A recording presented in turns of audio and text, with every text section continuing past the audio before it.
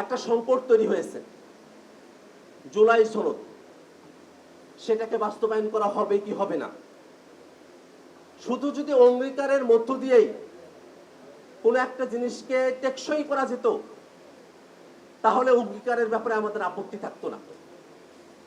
কোনো একটা ডকুমেন্টের, কোনো একটা কাজের যদি আইনি ভিত্তি না থাকে, তাহলে আইনগতভাবে সেটাকে কার্যকর করা যায় না।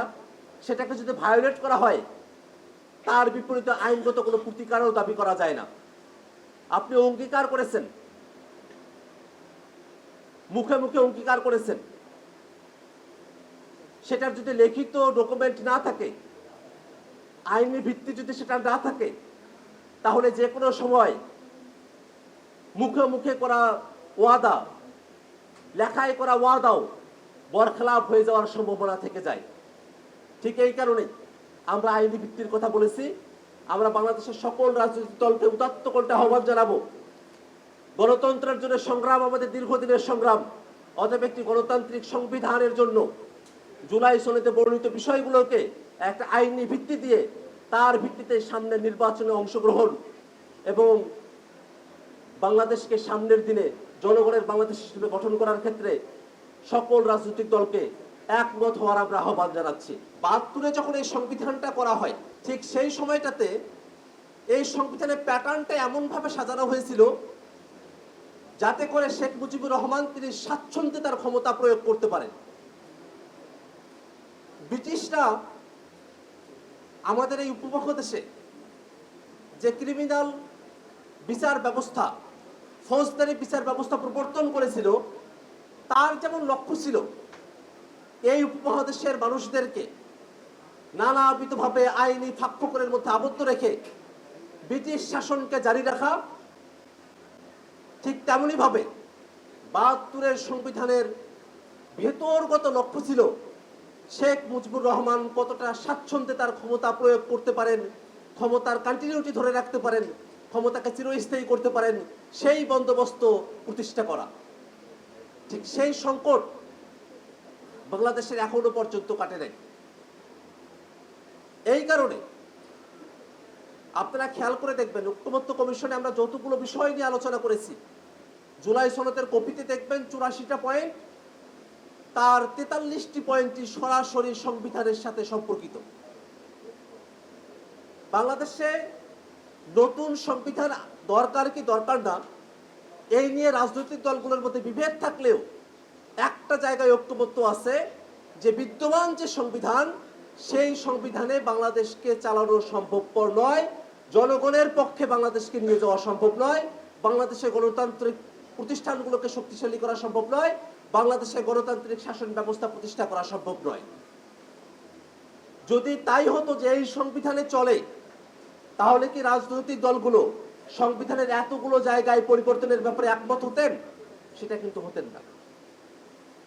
ঠিক এই কারণে আমরা আমাদের সংবিধানের মধ্যে ৭০ অনুচ্ছেদ দেখি। ৭০ অনুচ্ছেদ এমন একটা বিষয়, সেখানে দলনেতা, প্রধানমন্ত্রী তিনি যে সিদ্ধান্ত গ্রহণ করবেন, তিনি যে দিকে ভোট দিবেন, তার দলের সকল সাংসদকে ওই দিকেই ভোট দিতে হবে, নতুবা তার সংসদ সদস্য যে পদ, সেই পদটা বাতিল হয়ে যাবে। অর্থাৎ কোনো একটা আসনের মানুষেরা তারা সকলে মিলে যাকে ভোট দিয়ে সংসদ সদস্য নির্বাচিত করলেন, সেই সংসদ সদস্য তার এলাকার মানুষের পক্ষে কথা বলার ক্ষেত্রে তার আগে প্রথম শর্ত ছিল যে তার যে প্রধানমন্ত্রী তিনি আসলে কোন দিকে মতামত দেন। প্রধানমন্ত্রী যদি জনগণের পক্ষে মতামত দেন, তখনই কেবল ওই সাংসদ জনগণের পক্ষে কথা বলার অধিকার পেতেন। আর জনগণের বিপক্ষে যদি প্রধানমন্ত্রী কোনো সিদ্ধান্ত নেন, কোনো কালো আইন প্রণয়নের যদি সিদ্ধান্ত দলীয়ভাবে গ্রহণ করা হয়, তাহলে সে সাংসদের ওই কালো আইনের বিপক্ষে গিয়ে সংসদে অবস্থান ব্যক্ত করার কোনো সুযোগ ছিল না। আমরা সেই জায়গাগুলোতে পরিবর্তনের কথা বলেছি। এবং এই বাংলাদেশে ২৪-এর আন্দোলনের আগেই বাংলাদেশের সিভিল সোসাইটিতে, বাংলাদেশের ক্যাম্পাসগুলোতে সকল জায়গায় আলোচনাটা বিদ্যমান ছিল যে বাংলাদেশে গভীরভাবে সংস্কারের মধ্য দিয়ে নিয়ে যেতে হবে। রাষ্ট্র মেরামত করতে হবে, রাষ্ট্র সংস্কার করতে হবে, সে আলাপ 24-এর আন্দোলনের আগে থেকেই জারি ছিল। কিন্তু যখন 24-এর অভ্যুত্থানের মধ্য দিয়ে শেখ হাসিনা পালিয়ে গেল, তারপরে অনেকে ভাবলেন যে তাদের জন্য ক্ষমতার পথ উন্মুক্ত হয়েছে, তারা এখন আর সংস্কার চান না। ঐকমত্য কমিশনের আলোচনার সময়টাতে এমন অনেকগুলো বিষয় রয়েছে যেগুলো খুবই মৌলিক, সেই বিষয়গুলোতে তারা একমত হতে পারেন নাই। বাংলাদেশে একটা উচ্চকক্ষের প্রস্তাবনা দীর্ঘদিন ধরেই রয়েছে। আমরা উচ্চকক্ষ চেয়েছি এই কারণে, যাতে করে একটা বহুদলীয় গণতান্ত্রিক ব্যবস্থাকে আমরা শক্তিশালীভাবে দেশকে উপহার দিতে পারি।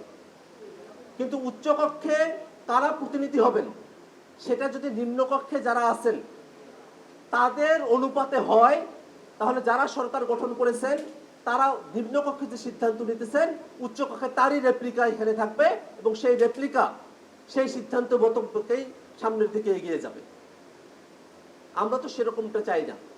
আমরা মনে করি উচ্চকক্ষে যদি ভোটের সংখ্যানুপাতিকভাবে পিআর পদ্ধতিতে প্রতিনিধি নির্বাচিত করা হয়, তাহলেই বরং অনেকগুলো দলের সেখানে প্রতিনিধি অংশগ্রহণ করার সুযোগ পাবে। বাংলাদেশ বহুতলীয় যে গণতন্ত্রের চর্চার কথা আমরা বলি, সেই চর্চাটা বাংলাদেশে সমুন্নত হবে। আমরা প্রাতিষ্ঠানিক কাঠামোর মধ্য দিয়েই আমাদের যত ধরনের অভিযোগ অনুযোগের জায়গাগুলো আছে, আমরা সেগুলোকে সমাধানের পথে অগ্রসর হতে পারবো। কিন্তু এখনো পর্যন্ত ঐকমত্য কমিশন সিদ্ধান্ত জানিয়ে দিয়েছে যে উচ্চকক্ষে পিআর হবে। কয়েকটি দল তারা উচ্চকক্ষে পিআরের ব্যাপারে সম্মত হতে পারছেন না। তারা মনে করেন যে উচ্চকক্ষে পিআর হলে বলে বেরোন যে সরকার দুর্বল হবে। কিন্তু বাস্তবতা হলো সরকার গঠন কিন্তু উচ্চকক্ষের উপরে নির্ভরশীল নয়।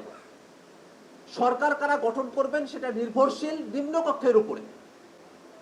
যদি এরকমটা হয় যে নিম্নকক্ষে কোনো একটি দল তারা সিম্পল মেজরিটি পেয়ে গেছে, তারাই সরকার গঠন করবেন, উচ্চকক্ষে কে মেজরিটি পেল না পেল তার উপরে সরকার গঠন করাটা নির্ভরশীল নয়। অর্থাৎ এই যে যুক্তি দেওয়া হয় যে উচ্চকক্ষে পিআর হলে সরকার দুর্বল হবে, সেই যুক্তিটা একটা খোঁড়া যুক্তি এবং সেই যুক্তিটা সত্যের অপলাপ এবং জনগণকে বোকা বানানোর যুক্তি। তা আমরা সেই জায়গাগুলো চাই না। তো আজকে আমরা গণতন্ত্র দিবসে একত্রিত হয়েছি। আমরা সকলে জানি যে বাংলাদেশের গণতন্ত্রকে শেখ হাসিনার ফ্যাসিবাদী শাসন গলা টিপে হত্যা করেছে।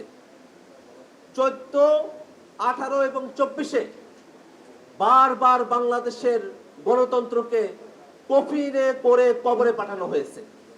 আমরা সেই অবস্থার পরিবর্তন চাই। বাংলাদেশের মানুষেরা তারা ভোটাধিকার প্রয়োগ করতে চান, সেটা যেন আমাদের সংবিধানে উল্লেখ থাকে, সেরকম একটা সংবিধান আমরা চাই।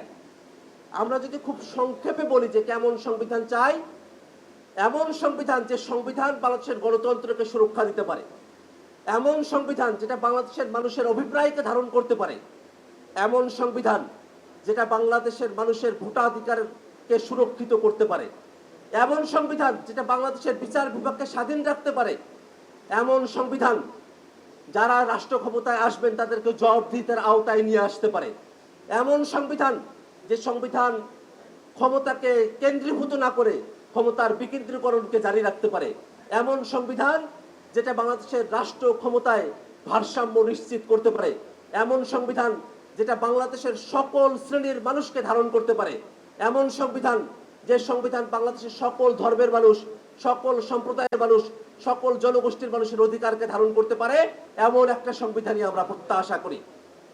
এবং এই সংবিধান আমরা যদি নতুন করে লিখতে না পারি, তাহলে পূর্বের সংবিধানে এত সব চাওয়াকে আমরা গ্যারান্টি করতে পারবো না। যে কোনো সময় কোর্টে এটাকে চ্যালেঞ্জ করা হবে, কোর্ট সেগুলোকে বাতিল করার অথরিটি রাখেন। যেহেতু এই সংবিধানের বেসিক স্ট্রাকচার 72-এর বেসিক স্ট্রাকচার হিসেবেই প্রতিষ্ঠিত হয়ে আছে। আমরা এমন সংবিধান চাই যে সংবিধান তার নতুন বেসিক স্ট্রাকচার নিয়ে জাতির কাছে হাজির হবে। বাংলাদেশে যে একটি নতুন রাজনৈতিক জনগোষ্ঠীর আবির্ভাব হয়েছে, তাদের ধ্যান ধারণা, চিন্তা, আশা, আকাঙ্ক্ষাকে প্রতিফলন করতে পারে এমন একটা সংবিধানই আমরা প্রত্যাশা করি।